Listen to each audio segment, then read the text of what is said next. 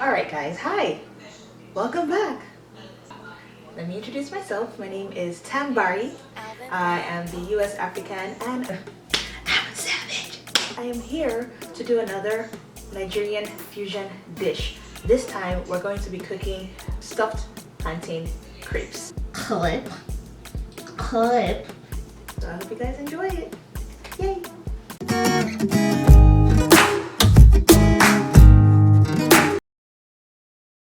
Alright, so what we're going to do first is cut up this very ripe plantain and put it into this blender, and we're going to blend it up real good.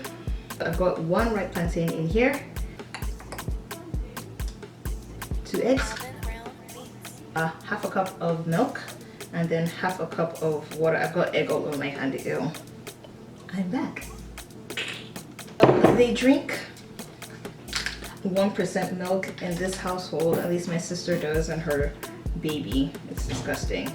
It's highly disgusting. Half a cup of milk. Half a cup of water. And to be honest, I think I'm going to put just a little bit more milk. I'm going to put in like, what's half? A quarter cup. And I'm an engineer.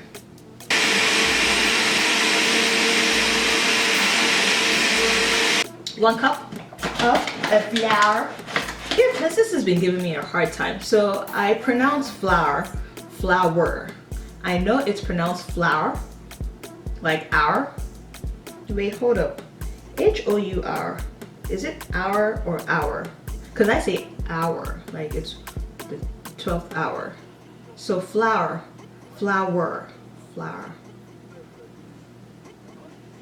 Then we're going to add nutmeg, just a smidge or a dash or a pinch. A little bit more than a pinch, somewhere between a pinch and a dash.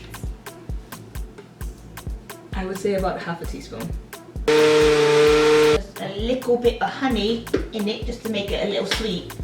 Right, half a teaspoon. About a tablespoon of olive oil.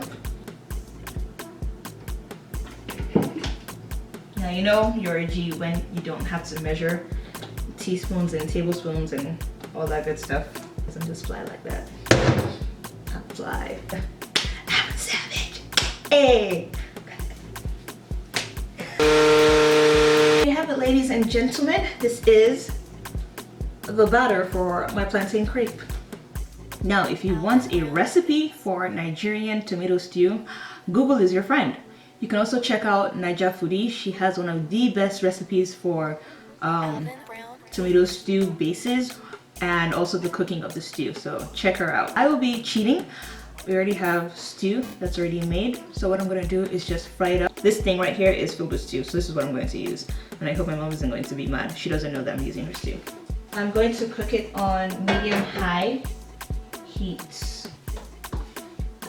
So what we have there is the already made tomato stew. Alright, so what I did here is I lowered the heat to really low and cracked in about 6 eggs.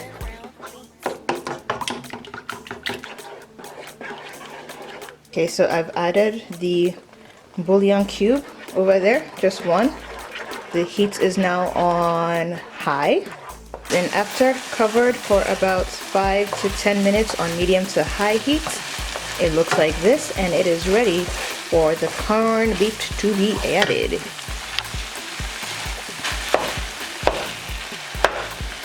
We're gonna add the spinach, which is the spinach that I normally use in my smoothies. That's like 2 handfuls of spinach in there. I'm gonna put just a little oil, just a smidge. It's very light, very watery. Everywhere, E-I-E-I-O. Hey, hey there.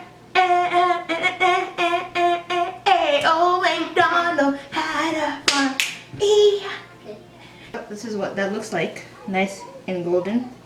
So you would fry each side for somewhere between 3 to 5 minutes. It depends on how hot your pan is. You do want it really hot, but not too hot that if you're like me and you're not paying attention, you will burn it. And then you just kind of roll it up.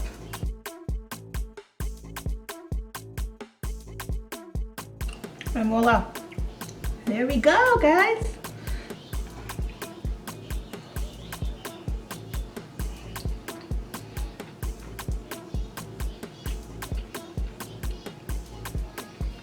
Do you know what makes this thing really good? What? Pepper. Yeah, onion. Next time I'm adding habanero, I'm gonna chop up onions. Oh my gosh, yeah, that's what's missing. Otherwise, I like it. One more thing before I sign off. Will I ever make plantain crepes again? Probably not, because I think that's a waste of perfectly good ripe plantain. I feel like ripe plantain is one of those things that should be left untouched. Don't do anything besides fry it, bake it, grill it, period. Oh, and also you can turn it into like fufu, but that's about it. Don't do anything else, just eat the plantain. That's all I have to say.